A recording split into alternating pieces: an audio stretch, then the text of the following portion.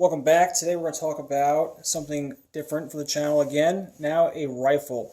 So today I just shot a NRA across the course match, which for those of you who don't know, is essentially a 200 yard, 300 yard, and then finally a 600 yard course of fire shot on bullseyes. And you'll shoot standing, kneeling, or sitting, and then in the prone position throughout those yard lines. I did pretty decent, I think. And I shot this rifle. I think it'd be a good opportunity to kind of walk you guys through my setup for this kind of do-all carbine and what I think is important to have in kind of like one club, if you will, to play the whole course. So we'll work kind of from the tip to the rear here.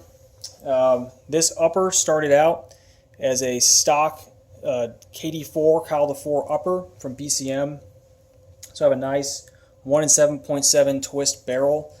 That barrel twist rate and kind of the design of that barrel itself is kind of optimized for a 77 grain Black Hills bullet. It's kind of a Mark 262 type round. Today I actually shot some 75 grain stuff and it did just fine. I'm getting easily sub-minute of angle with that cartridge and this weapon combination. So no issues there. Still got the stock BCM muzzle device. Eventually I'll probably throw on a Surefire so I can use the Surefire can. But right now it's doing fine for me. Especially being a 16-inch barrel gun. Maybe you don't want to put a suppressor on a gun that is this long to begin with and make it super long, super heavy, super unbalanced. This is obviously a daytime gun, so the can is a little bit less important for social work. I got a Troy kind of HK profile backup iron sight up front, and then the Knights USMC in the rear. That's kind of like my preferred rear backup sight, and I just like the HK profile up front. Yep, this Badger Ordnance modular mount is not quick release, so that means I'll just have to pull out my multi-tool to get those bolts off. I don't really see that as the end of the world for me. I got a very nice, very hard to find Geisley rail. It's the Mark 1. I think it was the best rail they ever made because it just has like an optimum, just awesome user interface. Very ergonomic, nice round profile, and I really like the way they did their Picatinny sections on this rifle and handguard. The other thing I like about this handguard is how Geisley went and did their sling mount. So we'll see, we have a front QD mount that is actually bolted in to any of these sections. So I have it all the way forward, and I have my sling right now mounted in the QD point that's kind of mid-mounted on the rifle to the rearmost position of the rail. So this is kind of how I keep the sling if I was kind of walking around with it or doing kind of like more close-in type shooting, or I think like CQB 3-gun type thing. And then if I want to shoot at further distances, utilize the full sling tension and all the abilities thereof, I'd move it to that frontmost position. Speaking of the sling, I got the standard Vickers sling with the quick release, again on QD mounts. If I wanted to, I could also move it off the outside of the buttstock and put it back here, kind of double mid-mount. That's popular with some guys. I don't think it's a bad way to go.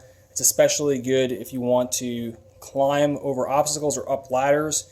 It gets the rifle kind of more up on your back as opposed to hanging low. Just more options. If you're not using QD mounts, you're just limiting yourself. Right? Why would you not use them? They're super secure, super easy to move, and I think that's the way to do it. Well, note I put the sling mount on the outside of the buttstock, not the inside. What that's going to enable me to do is use some of that sling tension to pull the weapon into my body and not let it flop outboard. So I'm a big fan of this position. Back to the middle here, Night Force ATACR. This is their like supreme, super awesome 1-8. I only mount the front flip cap because that's the point that's going to get any kind of debris, and it's super easy just to clip that one off, and then I just don't worry about having a lens cover in the rear. I use a 100-yard zero or 100-meter, kind of same. Just pick your unit measure there. And what I will do sometimes is I will leave this at a 100-yard zero, or I will open it up and I will just dial it up half a mil. All right, so 5 clicks, and then I will magically have a 200-yard zero with a red dot. So people want to argue between zeros, having a LPVO with very accurate and repeatable adjustments lets you have both. And we'll talk about that a little bit more when we get into what I have taped to the buttstock here. I'm also using a Badger charging handle. I like this one a lot. Badger, Geisley, basically pick one that you like. I just like the Badger one on this rifle. I'm using the Knights ambi selector, which I prefer because it is beveled off here, so I'm getting a higher grip. It's not bothering me, but I can still take it off with my trigger finger if I want, or if I'm shooting in a more precision type capacity, I'll put my thumb on the side of the rifle. I can take the weapon on and off safe from the same side that my thumb's sitting on. Mag release, bolt release, all standard, nothing crazy there. The trigger is the Knights Armament 2-stage trigger. I'm very familiar with it, so I like it a lot, and I think it's a good middle ground between a standard GI trigger, maybe the BCM PNT trigger, and something more like an SSA. On my magazine, I have 2 things I think are pretty awesome. The first being the mag pod. This enables you to essentially have your rifle set very well in the deck. I think you're getting stability that's very close to a bipod with the mag pod. Then I have the Carbine mag clip also. So people talk about having like bug out chest rigs, belts, whatever. I just like having the clip so I can hook that thing on my belt, back pocket, front pocket, anything like that. I don't need to worry about having any extra equipment to carry a magazine. To the buttstock, as I alluded to before, we got some neat stuff going on here. So the first, I have the B5 Stop Mod stock. I really like the profile. It's a little bit longer than some other stocks, so I think it gives you some more adjustability as far as getting further out on the gun if you want that. Just a normal rigger's band here to help secure my sling to the stock when it's in storage, or I just kind of want it out of the way. And then I have my dope card taped to the stock of this rifle.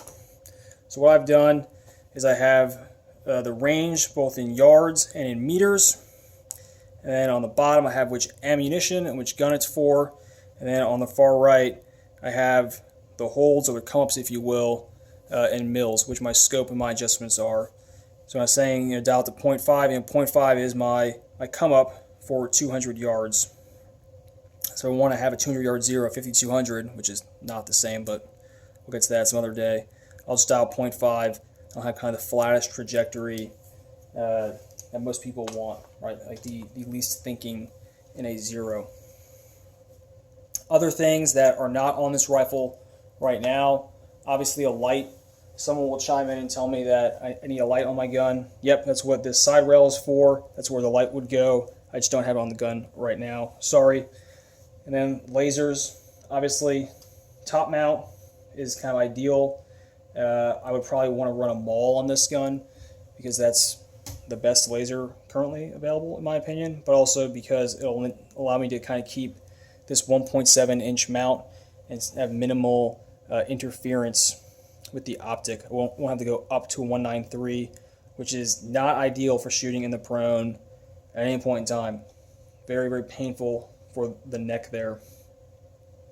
I think this is a great carbine that can do it all. I can shoot CQB up close, up very fast with it, and I can also shoot some sub-minute groups and compete against guys with distance guns out to the real max effective of the 5.56, which is 600 yards or meters.